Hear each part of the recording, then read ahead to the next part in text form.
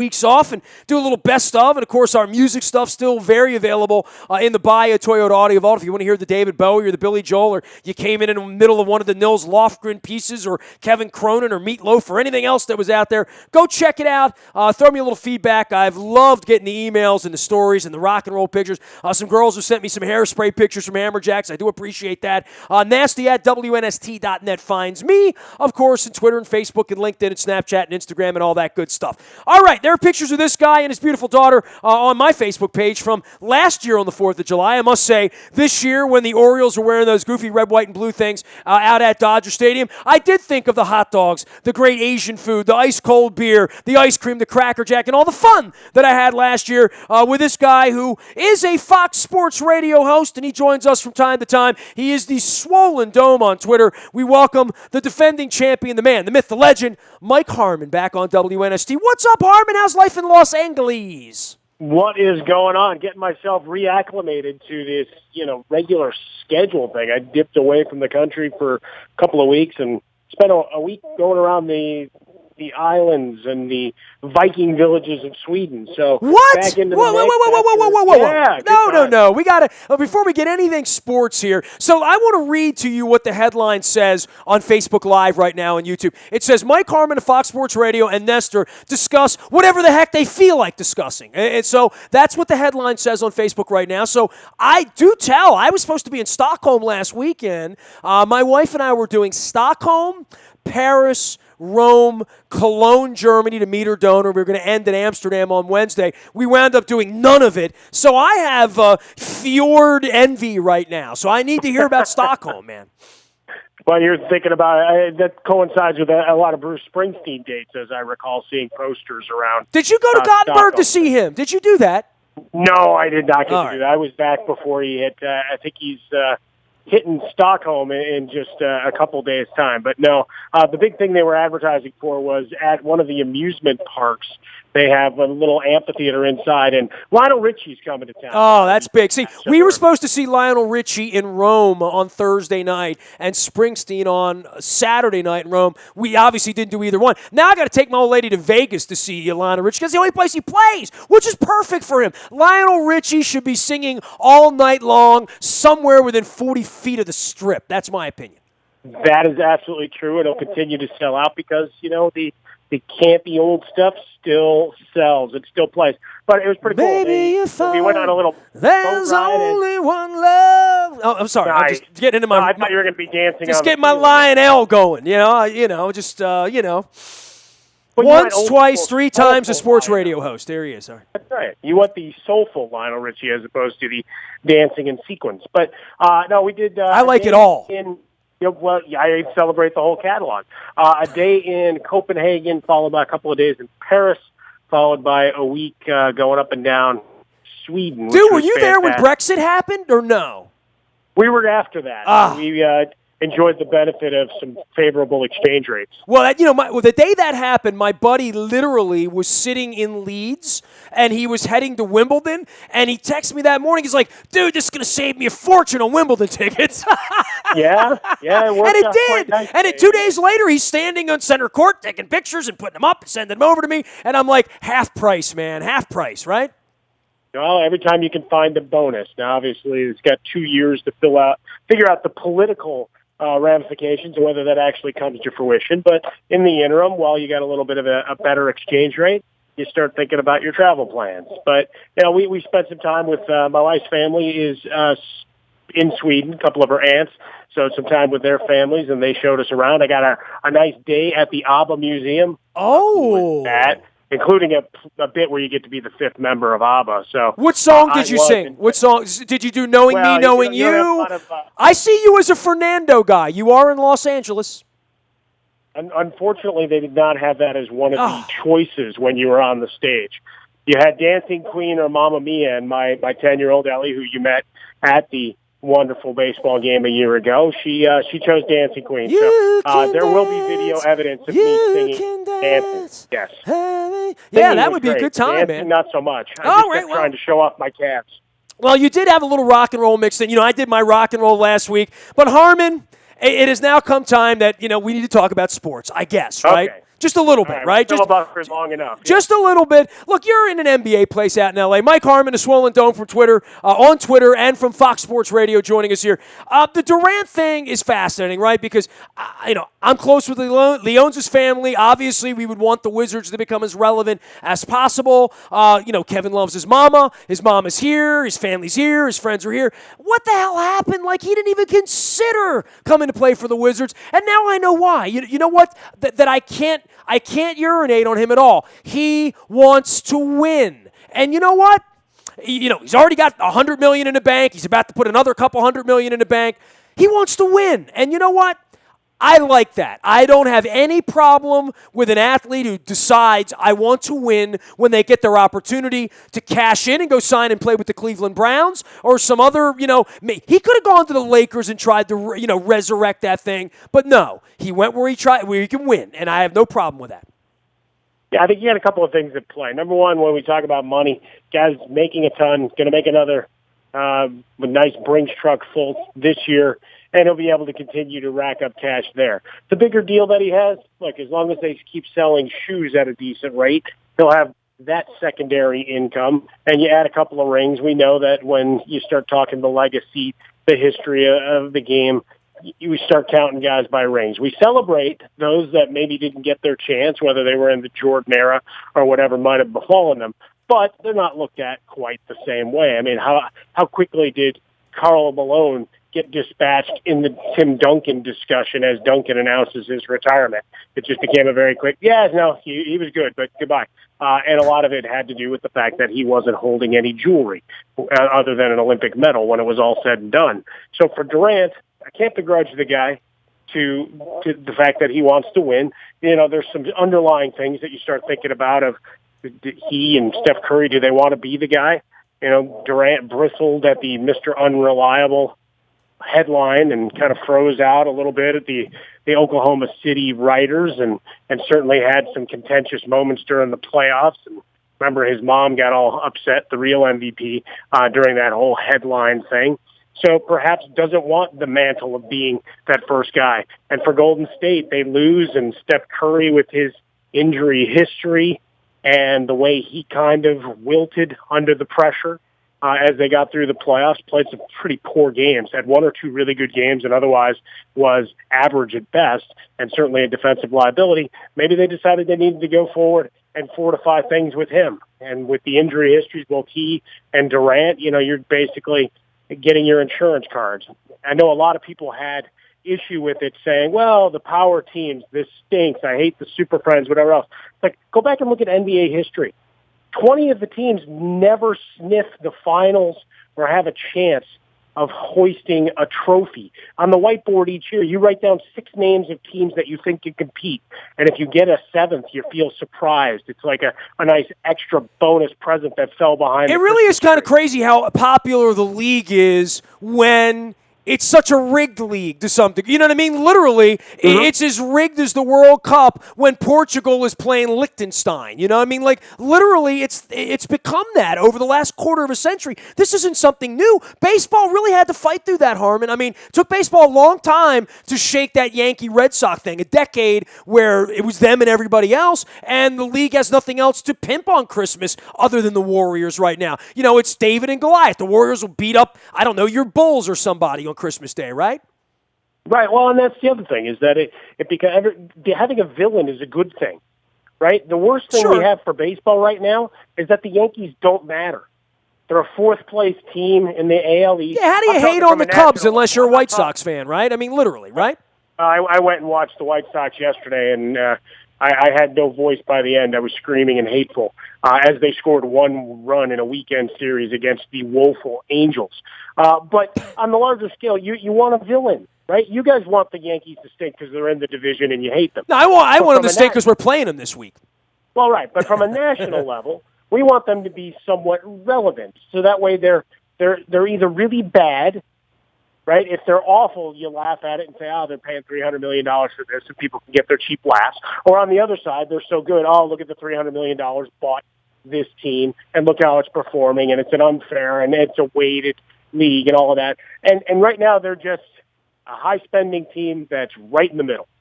And when we're talking about their middle relievers as their most exciting players, it's not a good state for baseball. But it's the same kind of thing in the NFL, right? That the Patriots, on the whole, their winning is a lot like the San Antonio Spurs. They're always good, but in terms of winning Super Bowls, it's hard. And you see how difficult it is to keep coming back.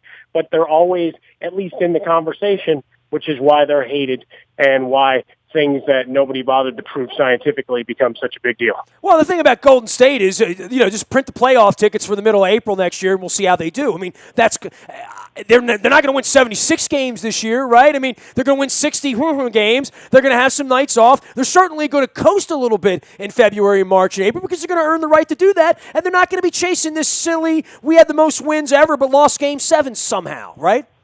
Well, I would hope so. I would hope that there were some lessons learned here, and certainly, having your unanimous league MVP look like just a guy quite frequently during the playoffs, kind of made him reevaluate things. And during the NBA season, how many people really pay attention for the full 82 games anyway? And while those, a lot of scribes immediately like, all right, can they go for perfection?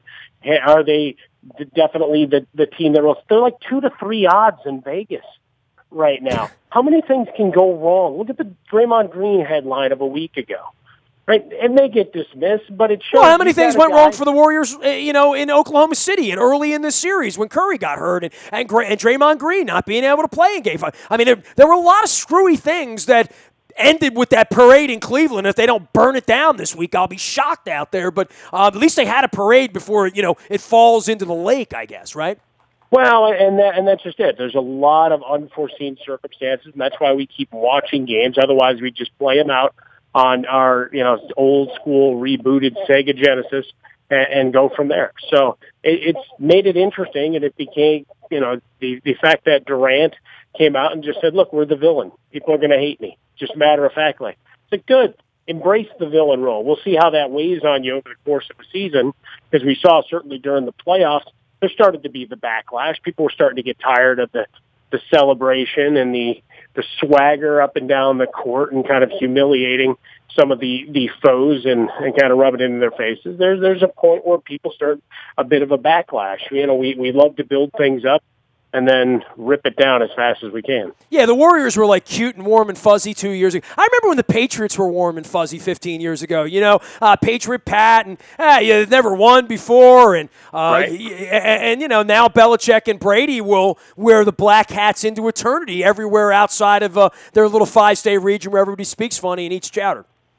And as long as everybody understands the rules of engagement and they accept it, and that's one thing, the Patriots accept the black hat. That was why the only problem I ever had with LeBron James moving to Miami. Kobe Bryant's a whole other thing out here in L.A. I hated him this year when all of a sudden he wanted to be warm and fuzzy after being the guy that wanted to gut everybody on the court for 19 years. But like LeBron James, when he went down to Miami and started wondering, well, why does everybody hate me? We raised money for the Boys and Girls Club of America. We did this, but couldn't understand why there was a backlash.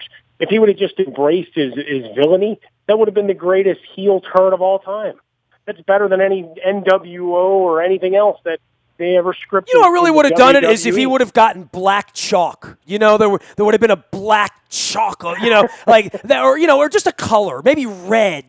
Look like the Wicked Witch of the West or something. But I mean, hey, ring the bell like he's the Undertaker. I like it. I would say this: they had a parade in Cleveland. He was a huge part of that. It's an incredible story for the NBA, and now this Durant thing's an incredible story, and really for your Bulls, my man. The Wade homecoming and what it means to Miami.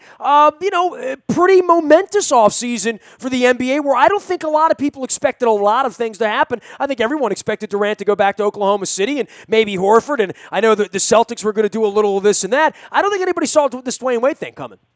No, we certainly saw more activity, and my European vacation was predicated on the fact that free agency wouldn't nearly be this aggressive and that everything would be eyeing up for 2017.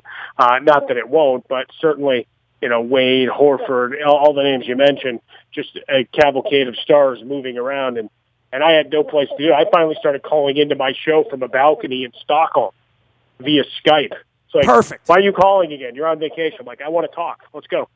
So we had some fun with that. But Dwayne Wade headed to Chicago. We saw the comments over the weekend by Pat Riley doing a good acting job.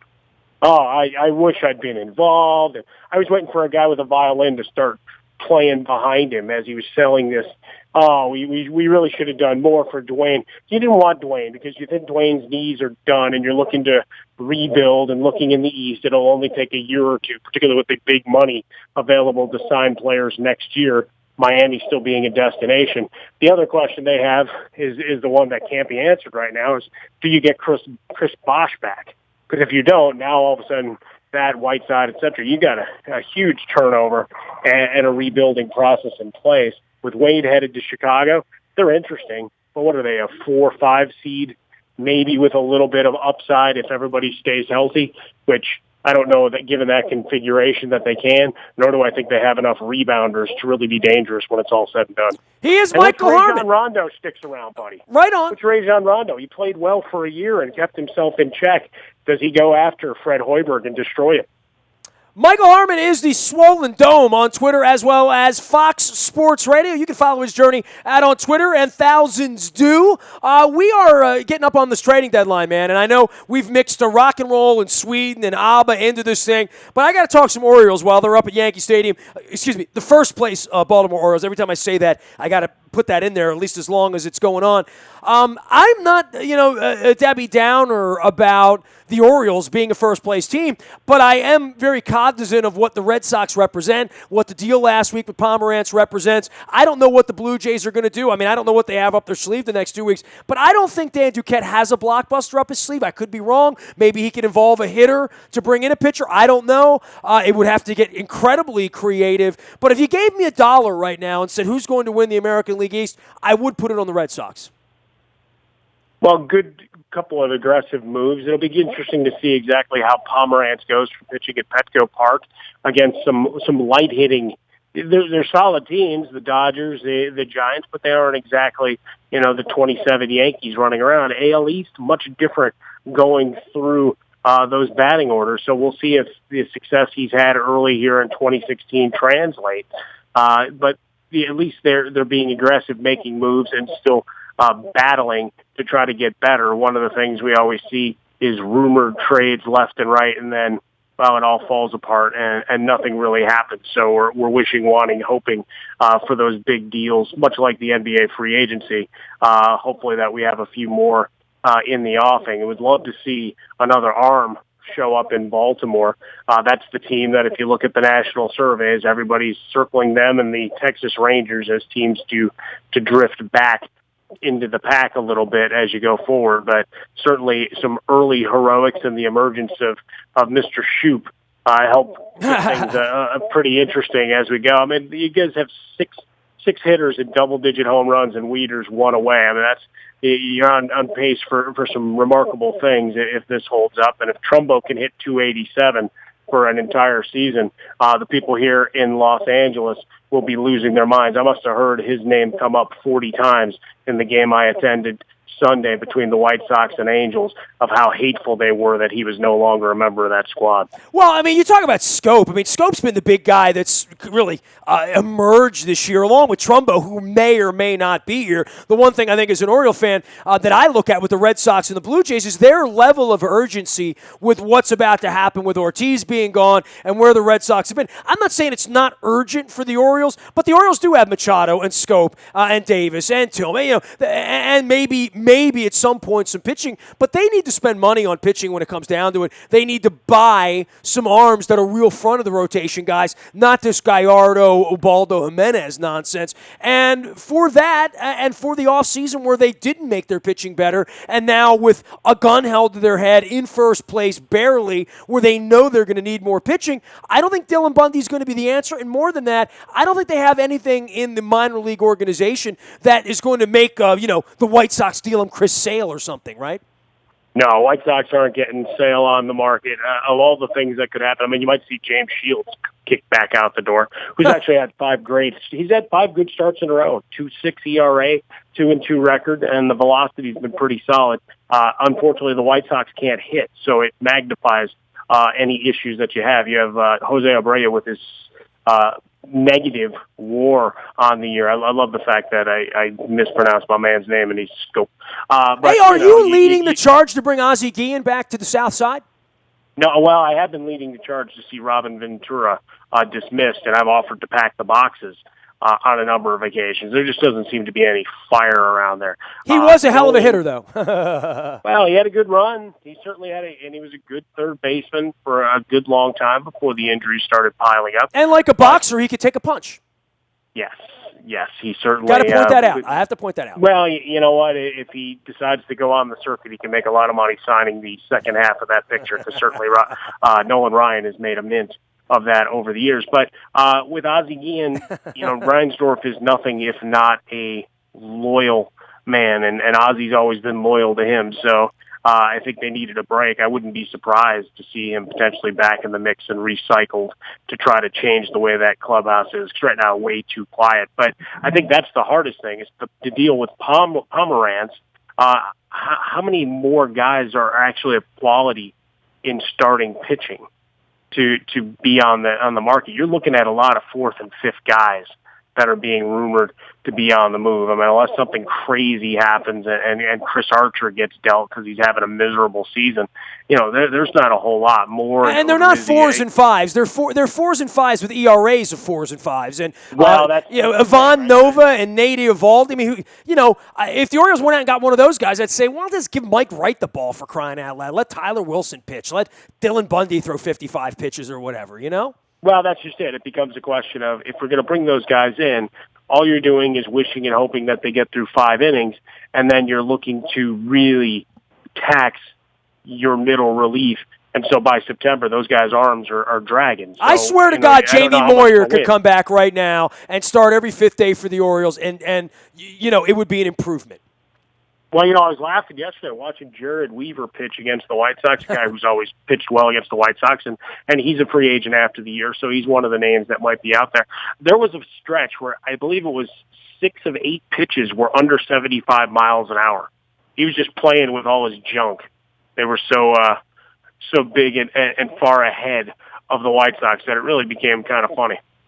Mike Harmon is the Swollen Dome on Twitter. He's also at Fox Sports Radio. All right, last but not least, look, we've done soccer this summer. We've done Copa. We've done Euro.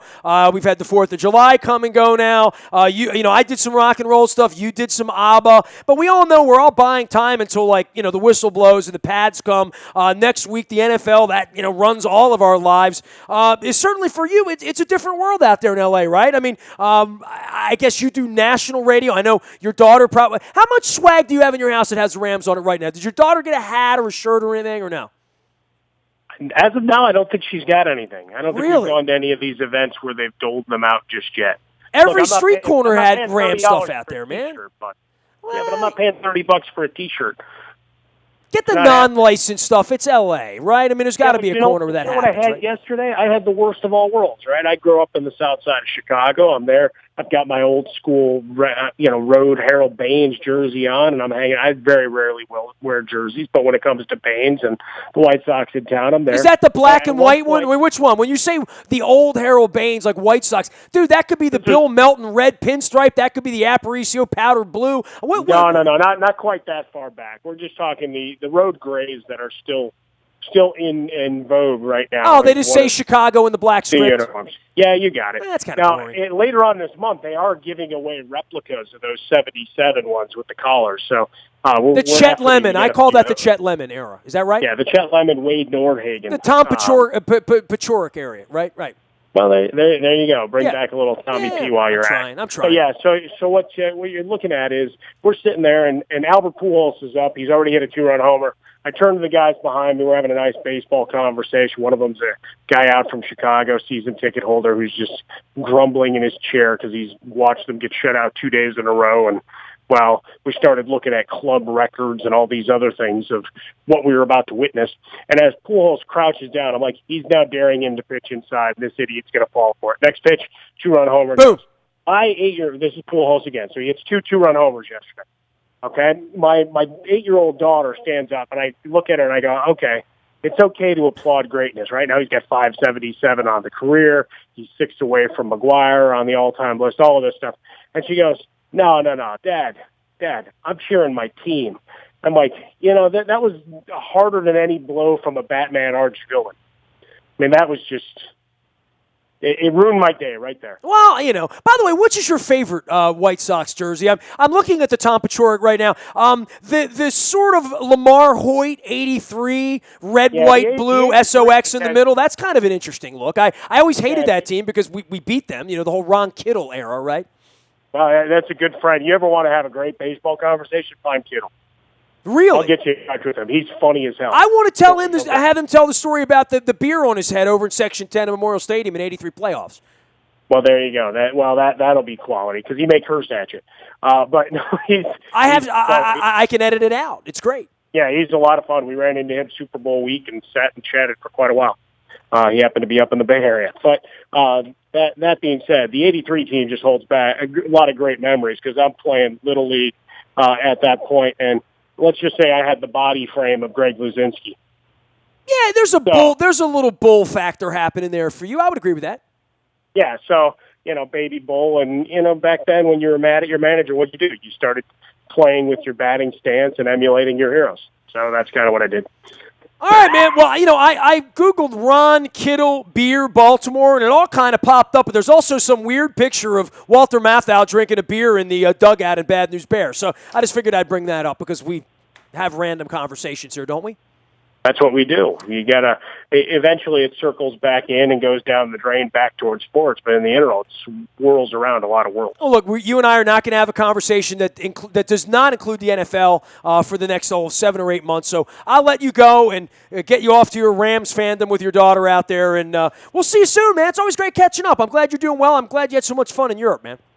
Do great things, my friend. Hydrate because football is coming. You went to Europe. I went to Dundalk. It's all, and I don't mean Ireland. I mean Maryland. So great having you on, man. See you later, Harmon. Be good. You got it. He is the Swollen Dome out on Twitter. He is Michael Harmon at Fox Sports Radio, and you can follow his journey. You can find me out in the Bahia Toyota Audio Vault 24 hours a day from anywhere in the world on your mobile device. Just download the TuneIn Radio app. We come in crystal clear. All the rock stuff is there from last week. You can definitely check that out as well. Our morning newspaper hits your email inbox at 7 a.m. each and every morning. It is brought to you by Planet Fitness and PlanetFitness.com. Still $10 a month to get in the best shape of your life. Last but never least, breaking news will happen first on the WNST Tech service as it has for a decade. It is our best service. Ask around if you're on it. You know how much better we are than the corporate clowns down at 1057. We break news, and then they regurgitate the news to you. But you get it first. It's all brought to you by Coons Ford of Security Boulevard. We are WNST.net, AM 1570, and WNST Taos in Baltimore. And we never stop talking Baltimore sports.